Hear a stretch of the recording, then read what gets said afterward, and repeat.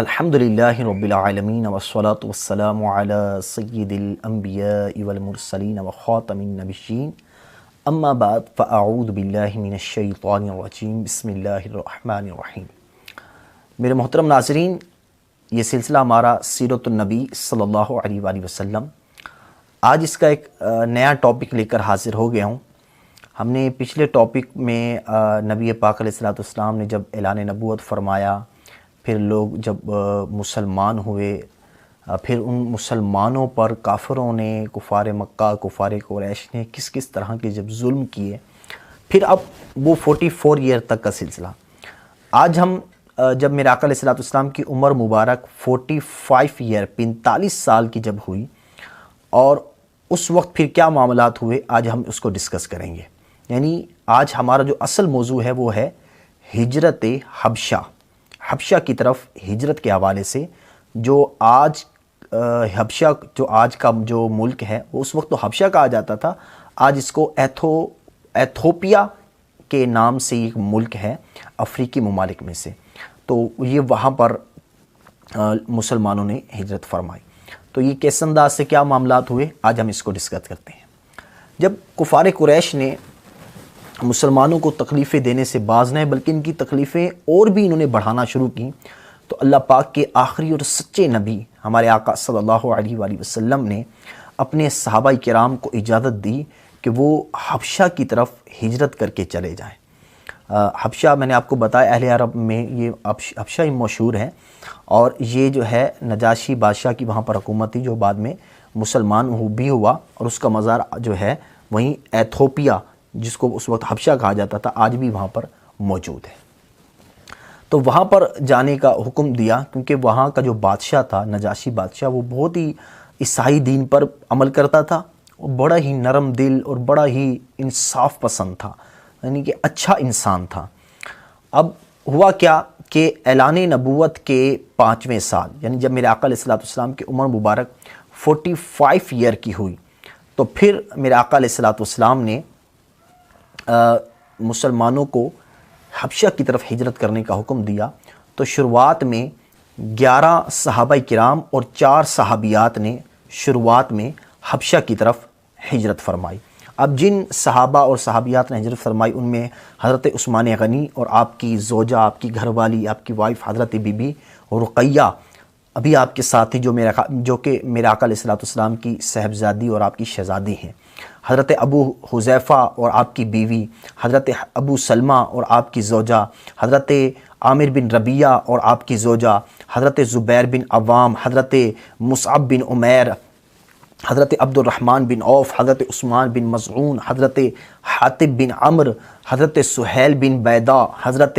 عبداللہ بن مسعود رضی اللہ تعالی عنہما۔ یہ ان صحابہ کرام اور ان صحابیات نے شروعات میں ہی ہجرت کی،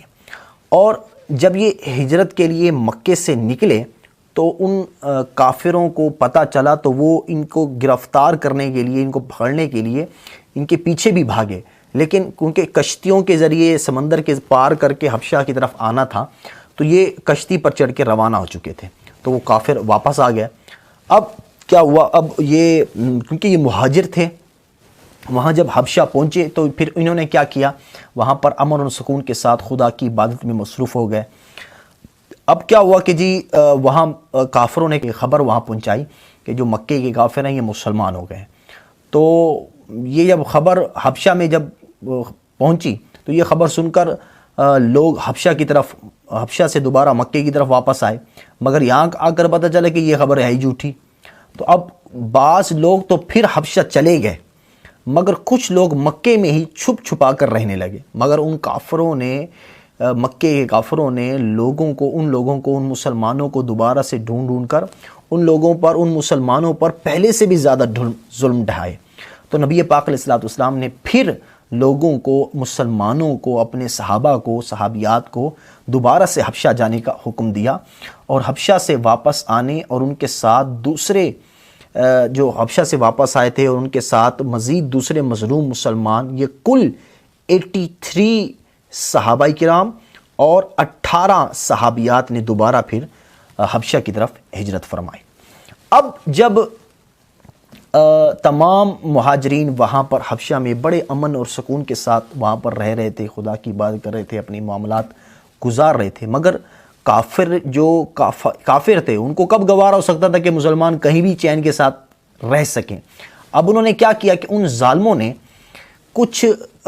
تحفے تحائف کے ساتھ اپنے 2 آدمیوں کے بھیجا، جن میں سے عمرو بن عاص اور عمارہ بن ولید۔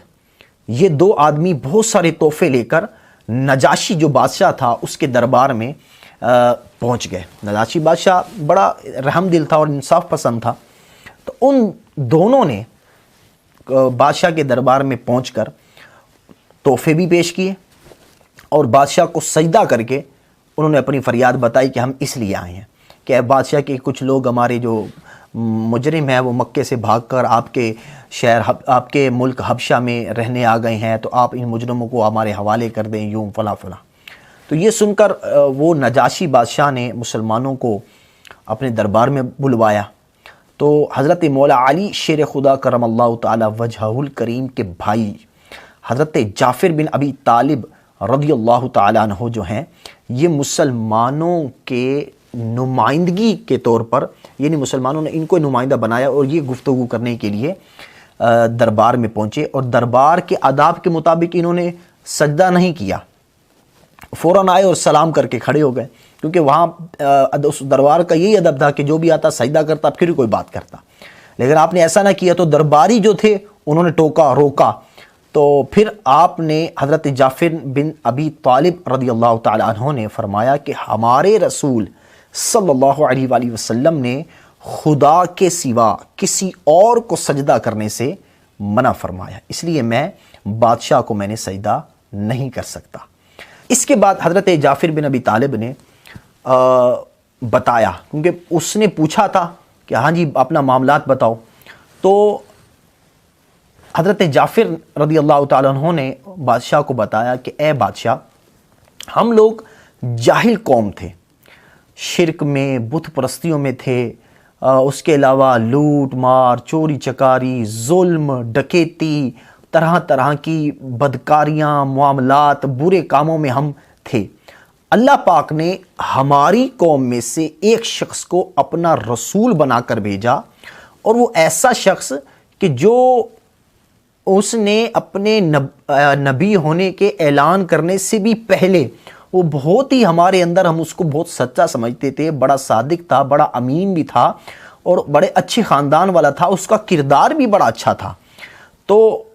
اس رسول نے ہم کو شرک اور یہ بتوں کی پوجا کرنے سے روکا، صرف ایک خدا کی عبادت کا اس نے ہمیں حکم دیا کہ ایک خدا کی عبادت کرو، ہر قسم کے ظلم، ڈکیتیوں اور یہ برے کاموں اور برے معاملات سے ہم سب کو منع کیا۔ ہم اس رسول پر ایمان لائے، ان شرک اور یہ بت پرستیوں کو چھوڑ کر برے کاموں سے ہم نے توبہ کی۔ بس ہمارا یہی گناہ ہے کہ جس پر یہ ہماری قوم ہماری جان کی دشمن ہو گئی ہے، اور ان لوگوں نے ہمیں اتنا ستایا کہ ہمیں اپنا ملک چھوڑ کر آپ کے ملک میں آ کر رہنے پڑا گیا ہے۔ تو اب یہ لوگ ہمیں مجبور کر رہے ہیں، مار مار کر ہمیں مجبور کرتے ہیں کہ دوبارہ سے ہم اسی گندگی اور اسی بت پرستی اور اسی ظلم اور معاملات میں دوبارہ سے چلے جائیں اور مسلمان ہونا چھوڑ دیں، ان برے معاملات کو دوبارہ کر لیں۔ تو جب اس حضرت جعفر رضی اللہ تعالیٰ عنہ کی ان باتوں کو سن کر وہ نجاشی بادشاہ بہت جو ہے نا متاثر ہوا، بڑا اس کو اچھا لگا۔ تو یہ دیکھ کر جو کافروں کی طرف سے نمائندہ بن کر آیا تھا عمرو بن عاص، اس نے کہا کہ اے بادشاہ، یہ مسلمان لوگ آپ کے نبی حضرت عیسیٰ علیہ السلام کے بارے میں بھی کوئی دوسرا عقیدہ رکھتے ہیں جو کہ آپ کے عقیدے کے خلاف ہے، یعنی جو عقیدے آپ نے رکھا ہوا ہے یہ اس کے خلاف باتیں کرتے ہیں۔ تو پھر کیا ہوا، یہ سن کر اس نجاشی بادشاہ نے حضرت جعفر بن ابی طالب رضی اللہ تعالیٰ عنہ سے اس بارے میں پوچھا، تو حضرت جعفر رضی اللہ تعالیٰ عنہ نے سورہ مریم کی تلاوت فرمائی۔ سورہ مریم کی تلاوت فرمائی تو قرآن پاک کی کو سن کر سورہ مریم کی تلاوت اور قرآن پاک کی تلاوت کا اس بادشاہ کے دل پر بڑا گہرا اثر پڑا اور اس کی آنکھوں سے آنسو بھی آنے لگ گئے۔ تو حضرت جعفر رضی اللہ تعالیٰ نے فرمایا کہ ہمارے رسول، ہمارے نبی صلی اللہ علیہ وسلم نے ہم کو یہی بتایا ہے کہ حضرت عیسیٰ علیہ السلام خدا کے بندے اور خدا کے رسول ہیں، جو کہ کواری حضرت مریم سے بغیر ان کے پیٹ سے بغیر باپ کے خدا کی نشانی، خدا کی قدرت کا نشان بن کر پیدا ہوئے ہیں۔ تو نجاشی بادشاہ نے بڑے غور سے حضرت جعفر رضی اللہ عنہ کی ان باتوں کو سنا اور کہا کہ بے شک اس میں کوئی شک نہیں ہے کہ انجیل اور قرآن دونوں ایک ہی ہدایت کے نور ہیں، اور یقیناً حضرت عیسیٰ علیہ السلام خدا کے بندے اور خدا کے رسول ہیں۔ پھر اس نے کلمہ پڑھا کہ میں گواہی دیتا ہوں کہ بے شک حضرت محمد صلی اللہ علیہ وآلہ وسلم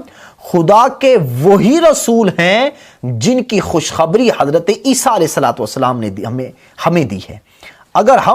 پھر اس نے کہا کہ اگر مجھے یہ میری سلطنت اور میری ملک کے معاملات اور یہ میرے پاس شاہی تخت ہے، یہ معاملات میرے پاس نہ ہوتے تو میں خود مکے میں جا کر رسول اکرم صلی اللہ علیہ وآلہ وسلم کی جوتیاں سیدھی کرتا، آپ کے قدموں کو دھوتا، آپ کی خدمت کرتا۔ تو بادشاہ کی ان باتوں کو سن کر وہاں کے جو اس کے کیونکہ وہ عیسائی تھا پہلے، تو اس کے دربار میں زیادہ عیسائی تھے، جو کٹر قسم کے عیسائی تھے، وہ بڑے ناراض ہوئے اور بڑی باتیں بنانے لگ گئے۔ تو بادشاہ نے، نجاشی بادشاہ نے فوراً ان سب کو ڈانٹ کر اور روک کر سب کو خاموش کرا دیا،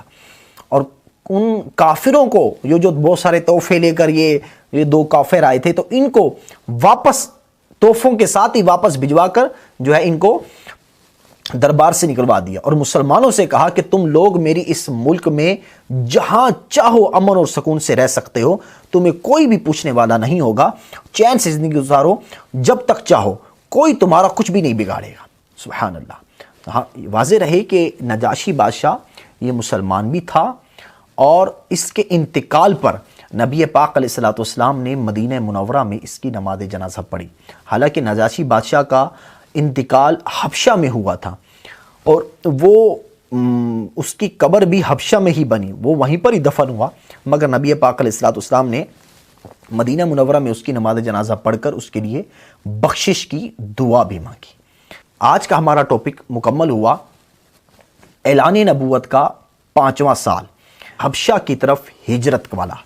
تو حبشہ کی طرف جو ہجرت کی، پھر اس میں کیا معاملات ہوئے، آج ہم نے اس کو ڈسکس کیا۔ تو انشاءاللہ نیکسٹ ٹاپک میں، نیکسٹ پارٹ میں انشاءاللہ ہم آپ کو ملیں گے۔ تو اگلا سال جو ہوگا اعلان نبوت کا 6واں سال، کہ اس سال پھر کیا کیا معاملات ہوئے، انشاءاللہ ہم اس کو ڈسکس کریں گے۔ تو تب تک کے لیے ہمیں اجازت دیجیے۔ السلام علیکم ورحمۃ اللہ وبرکاتہ۔